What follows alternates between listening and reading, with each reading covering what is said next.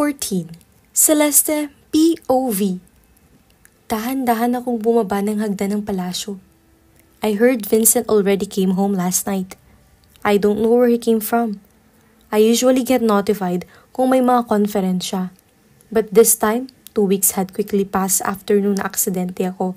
At the very next day, he flew somewhere private and hindi pa kami nakakapag-usap. And he is back. Hindi ko alam kung hallucination ko lang lahat pero sigurado ako narinig ko yung mga sinabi niya. I somehow felt a chance na baka maayos natin to. May pagkakataong mailigtas ang relasyon na ito. Ferdy, good morning! Pagbati ko sa mayordoma ng palasyo. Madam President! Nakangiti akong inabangan nito sa dulo ng hagdan. Good morning sa pinakamagandang First Lady ng bansa. Nagbeso kami. Bulero ka pa rin. Tumingin ako sa paligid. Si Vincent ba? Gising na? Tiningnan ako nito nang mapanukso. May meeting siya with the staff. Sagot nito sa akin. Sige, hihintayin ko na lang din siya para makapag-usap kami.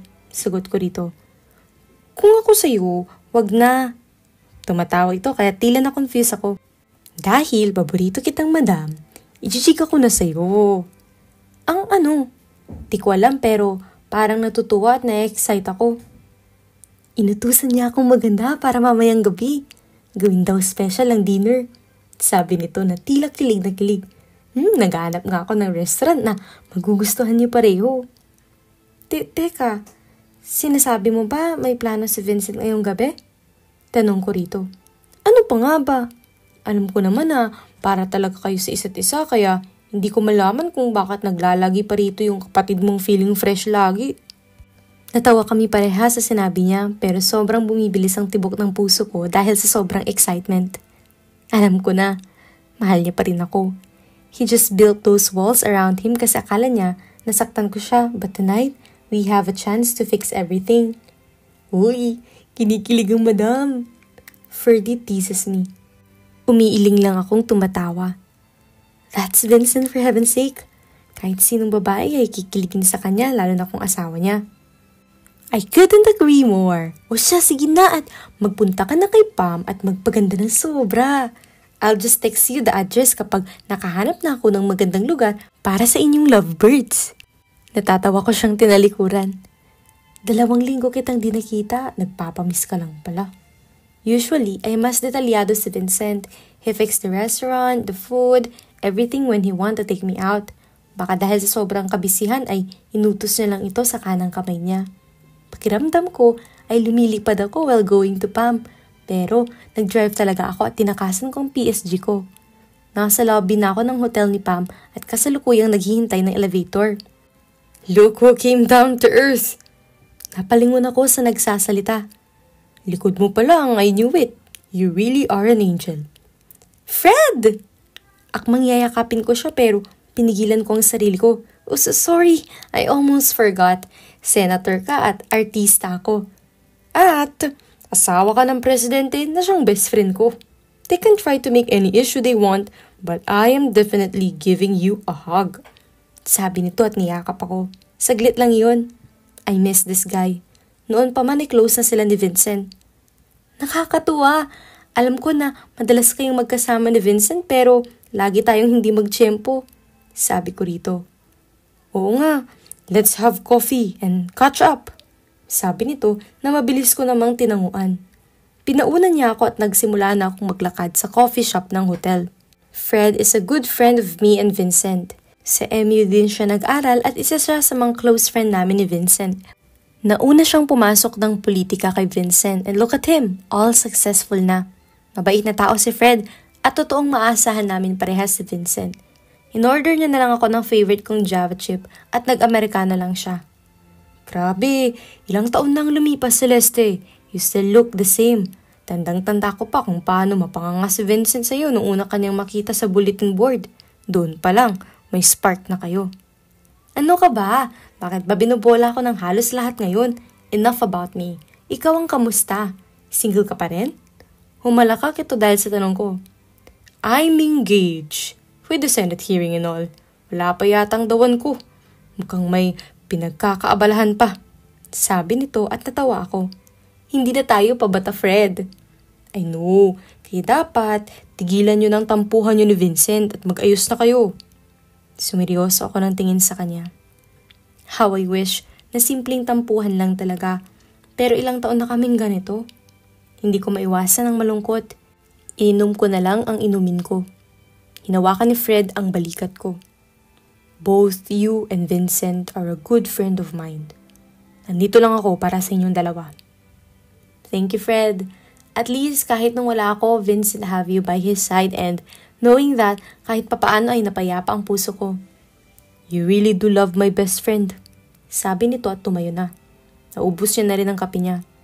As much as I would love to spend time talking to the AKA goddess of the country, maraming naghihintay na batas para sa akin. Napangiti ako. Thanks, Fred. Ingat ka. Maddie! Napalingon kami ng sabay ni Fred sa tumawag sa akin. I smiled at him. Primo! Lumapit ito sa akin and for some reason ay mabilis niya ako inakbayan. Mabilis ko naman siyang siniko para alisin yon. Ang daming tao, mamaya ma-issue tayo. Biko rito. Sorry. Fred, this is Primo. Pakilala ko. Primo, this is Fred. Best friend ni Vincent. Senator Fred, it's nice to meet you. Sabi ni Primo nang magkamayan sila. The pleasure is all mine. Celeste, I'll go ahead. Salamat sa pagsama magkape. Ingat ka, Fred. Sabi ko. Kumaway ako hanggang sa makalabas ito at saka bumaling kay Primo na nakakunot ang noo. Anong meron sa mukha? Hindi ko siya gusto. Tumaas ang kilay ko. Fred is a good guy. He's a good senator too. Alam mo kung bakit hindi mo siya gusto? Tumingin ito sa akin for some reason nang titigan niya ako ng diretso ay tila nagulat pa ako. Ano? Kasi kaibigan siya ni Vincent and I know you don't like Vincent. Huminga siya ng malalim. That must be it. Dahil sinabi mong best friend siya ni Vincent, I am thinking he's also a douchebag. Prim! Pag-warning ko rito bago ako naglakad papuntang elevator. Sorry na, Maddie. Sabi nito habang nakasunod sa akin. Bakit ka pala nandito? Tanong ko sa kanya. Pam is kinda stuck somewhere, so my little sister asked me to look after you for today. In short, ay ipagdadrive ka. Kaya kong mag-drive. I insist. Nagpout ako. I just wanna be with you today. Seryosong sabi ni Primo. Napabuntong hininga ko. I have a dance lesson today. You have to treat me ng mga gusto kong kainin. Sabi ko.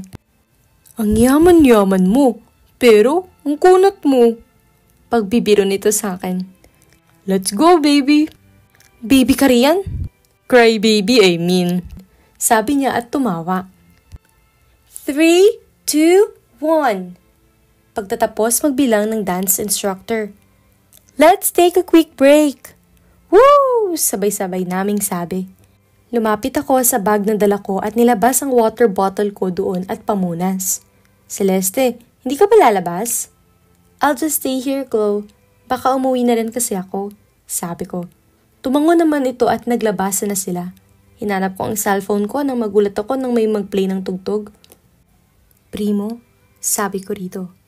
Akala ko babalikan mo na lang ako. Nagulat ako nang lumapit ito sa akin. He offered his hand. Pwede ba akong kumuha ng sayaw na ito? Seryoso? Serious. Sabi nito at ngumiti sa akin. Inabot ko naman iyon sa kanya. Nagsimula na kaming sumayaw ni Primo at namangha ako kung paano siya gumalaw. How did you know how to dance? Tumawa siya. Magkaharap kami at hawak niya ang bewang ko bago ako pinaikot. Napapalibutan kami ng salamin. Nasa likod ko na siya pero para siyang nakayakap sa akin. Let's just say that someone very special with me loves to dance. Silly. Patuloy lang naming sinasabayan ang ritmo ng bawat tugtog, ng bawat pag-ikot at pagsayaw namin bilang magkapareha. Natutuwa ako how Primo would do this just to make me smile. Malapit nang matapos ang kanta at pinaikot ulit ako ni Primo at nagtawanan na lang kami. When the song came to the end ay nakayakap siya sa akin mula sa likod. That was really cool, Prim. Humarap ako sa kanya. Maddie. That's when I realized na konting-konti na lang pala ang distansya ng mga labi namin sa isa't isa. Hindi ko alam pero parang Na-froze ako. Hindi ko nagawang lumayo. Ramdam kong hawak niya ang likod ko pero mas na-intimidate ako sa titig niya. Ang mga mata ni Primo ay brown na totoong malamlam na kahit sinong tignan niya ay talagang kikiligin. Yung mga titig niya na punong-puno ng lambing na para bang takot siya na masaktan ka at sinasabi na nasa iyo ang lahat ng atensyon niya. Prim, masyadong pa-fall yung titig mo. Nagawa ko pang magbiro sa posisyon namin ngayon. Na-fall ka ba? Mas na-distract ako nang mula sa mata ko ay bumagsak ang tingin niya sa mga labi ko. Napalunok ako at mas nabagabag ako dahil parang wala akong lakas pumihit palayo. Should I always be this close to you? Ha? Para sa akin naman mabaling ang atensyon mo. Primo, I love you, Celeste. I really do. And maybe you don't love me pero gusto ko lang malaman mo kung gaano ka kahalaga sa akin. Prim said that in a very serious tone, pero ramdam na ramdam ko ang sinseridad niya. Mas lumakas ang kabog ng dibdib ko nang unti-unti siyang lumapit. Napapikit ako at naramdaman ko na sobrang lapit niya. Naramdaman ko ang paglapat ng labi niya sa gilid ng labi ko. Damn, I really wanna kiss you now. Napadilat ako at parang doon lang ako nagising. Mabilis akong lumayo sa kanya. This is wrong, Primo. Sabi ko, magkaibigan tayo. Yun lang ba talaga tayo, Maddie? He looked at me with so much pain in his eyes. Nag-iwas ako ng tingin. Kasal ako. Alam ko. Mahal ko si Vincent. Mahal ko pa siya. I said that in a very low tone. Pero sigurado ako sa sinabi ko. Alam ko rin yun. Liningon ko siya. I am so sorry, Primo. Ayokong saktan ka. Believe me. Of course. I believe you, Celeste. Sagot nito sa akin. Nagulat ako nang muli siyang lumapit sa akin. Inayos niya yung buhok na tumatabing sa mukha ko. But believe this also. I will wait for the right time to make you mine. Mabilis niyang hinalikan ang ulo ko. I love you, Maddie. Pagkasabi niya noon ay diretso siyang lumabas. Primo. That's the best thing kay Primo. He's always the loving type of guy at nakaka-guilty na kahit nasasaktan ko siya, all I can feel is his sincerity and his love para sa akin. Napaka-komplikado ng pag-ibig. Natigil ang pag-iisip ko nang mag-ring ang phone ko. Nag-text si Ferdy. I know it's bad pero bumalik ang excitement ko nang malaman at ibigay niya sa akin ang restaurant kung saan kami magkikita ni Vincent maya-maya. Susuot na lang ako ni Pam dumiretso dahil may mga damit ako doon dahil doon madalas ako mag-prepare bago sa set. I just wear a maroon long sleeve dress na fitted at black 2 inches heels. At dahil nasa Pilipinas ako ay na-traffic ako at sa kasamang palad ay naiwan ko ang phone ko sa suit ni Pam and there is no way for me to tell Ferdy or Vincent kung nasaan ako. Naku talaga, Edsa, kapag naudlot ang pagbabalikan namin ng asawa ko, ipapasarado ko talaga to. I was almost an hour late nang makapag-park ako sa restaurant na iyon. Nagulat ako nang parang nagugulat at nahihiyang tumingin sa akin ang ilan sa PSG ni Vincent. Madam? Ryan, the head of Vincent's PSG ay biglang humarang sa daan ko bago ako pumasok sa resto. I smiled at him. Madam President, ano pong ginagawa niyo rito? Si Ryan. Siyempre kami ni Vincent ay... Hindi ko natapos ang sasabihin ko dahil napako ang tingin ko sa tao sa loob. Mabilis kong nilagpasan si Ryan at dahan-dahang binuksan ang pinto. And I wished I never did that. Nakaluhod si Vincent. Nakaluhod siya sa harap ni Selena.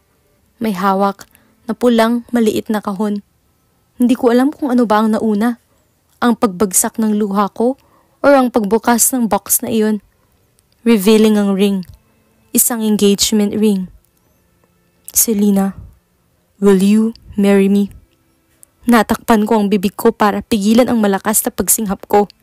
Oh, Vincent! I'll marry you! Selena answered. At mabilis niyang itinayo si Vincent para yakapin.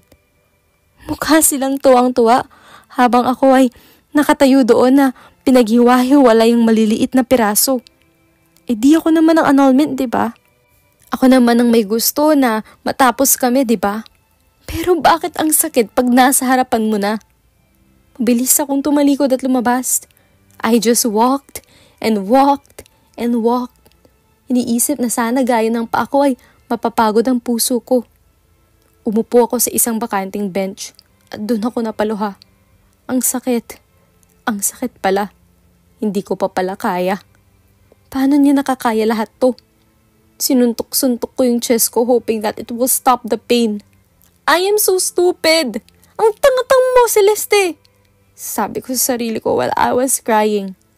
Ako na lang pala yung naiwang umaasa para sa aming dalawa. Dahil siya, naka-move on na siya. Masaya na siya. He already has his future all planned out at hindi ako parte noon. Nakaraan na lang ako. Tama siya. Hindi niya ako kailangan. He doesn't need someone as weak as me. Hindi niya na ako mahal. Tapos na talaga kaming dalawa. OMG, ano nga ba itong mga nangyayari? Bakit biglaan ang pagpropose ni Vincent kay Selena? Ano nga ba ang mga pinaplano niya? Paano na ngayon si Celeste? Abangan sa mga susunod na kabanata.